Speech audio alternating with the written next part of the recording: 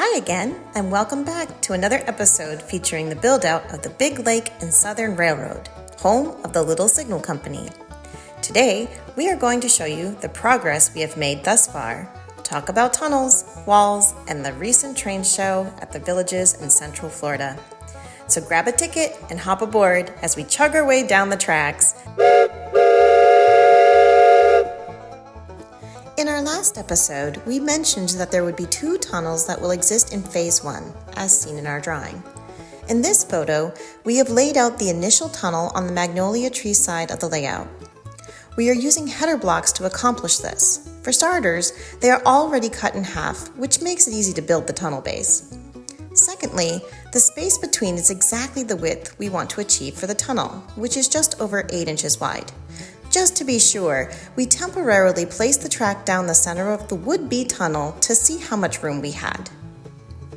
To continue our checks, we decided to place one of our larger engines down.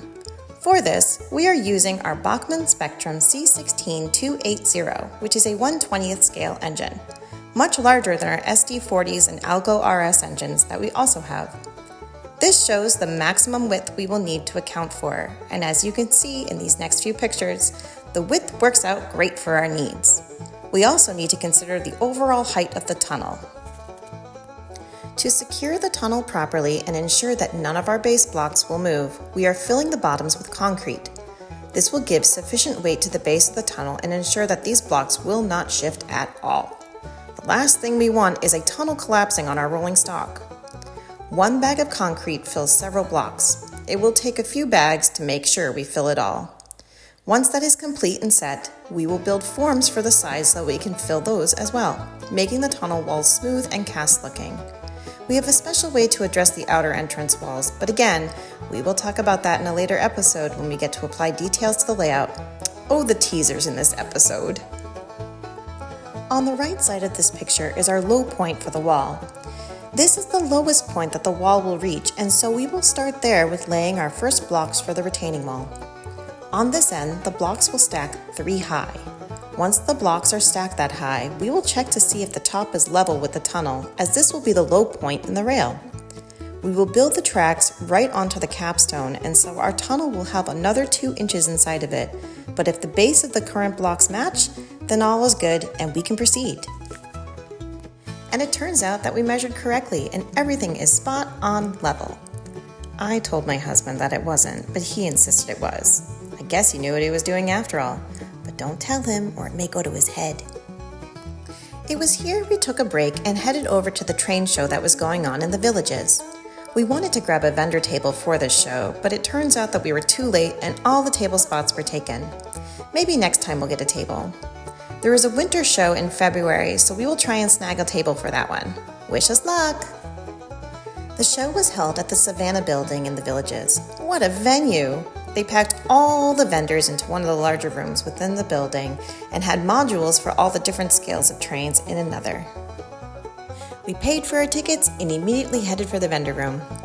We snaked our way through and past the vendor tables on the hunt for some curved track for our planned phases. That's when we met a gentleman named Captain John. He gave us a great deal on some LGB 1600 radius curve track that we desperately needed.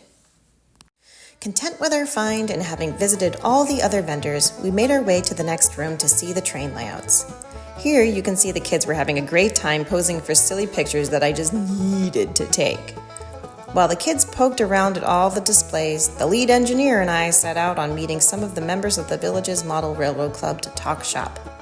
We met several lovely people and discussed their club, 3D printing, train electronics, and their own layouts. There was a lot of idea exchanging and contact information shared, and we look forward to getting to know these people better. With the show behind us, it was time to get back to wall building.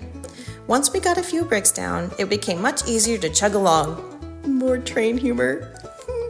You know you love it. Though we did run into a lot of stubborn roots from the magnolia tree, it wasn't long before we were cruising along, laying block after block after block after... You get the hint. And before you know it, we have a pretty good chunk of the wall in place. In our previous video, we showed some upright irrigation lines, and it turns out they had to be moved. Moving them would be easier than cutting holes in each of the blocks. So another trip to the store to get the appropriate parts to offset the irrigation heads further towards the lanai. Again, we need to keep some distance between the lanai and the wall in case the screen section needs to be replaced in the future. Many more roots later, this one sprinkler is moved and is now happy and pointing in the right direction. Which is a lot more than I can say for the rest of our sprinklers. Sprinklers, am I right? With our break over, it was once again time to get back to more wall building. Here we have our retaining wall laid out at the end closest to the screened enclosure. Get ready, here comes some numbers. We are accounting for a 1.5% grade from the high point on the wall to the low point. Therefore, every 6 blocks, which is 6 feet, our track will drop approximately 2 inches to achieve a 4-inch drop over 12 feet, which is 1.59 degrees. It will soon be time to turn the corner here and bring this wall in towards the existing lanai wall. Now that we are further along up on the lanai side, we came back to the bottom of the wall area and started building in the other direction. As we get to the top, we will only be 1 block high.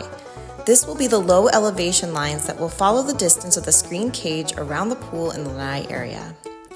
The distance of this run is roughly 60 feet. Keep in mind, we will have 4 tracks traveling this distance in total, plus 2 siding tracks that are each half of this distance. In total, this accounts for just about 300 feet of track, 1/4 of our layout design. And with this part of the wall complete, we can now move our way down along the lanai. This part will encompass both the highest points and the lowest points of this run. Therefore, we will need a vertical wall in place so that we don't have to expand further out from the lanai. To accomplish this, we are going to use the header blocks, but only just a single block for one side. This will give us the sheer cliff wall we want that one line will travel against. So that's it for this episode.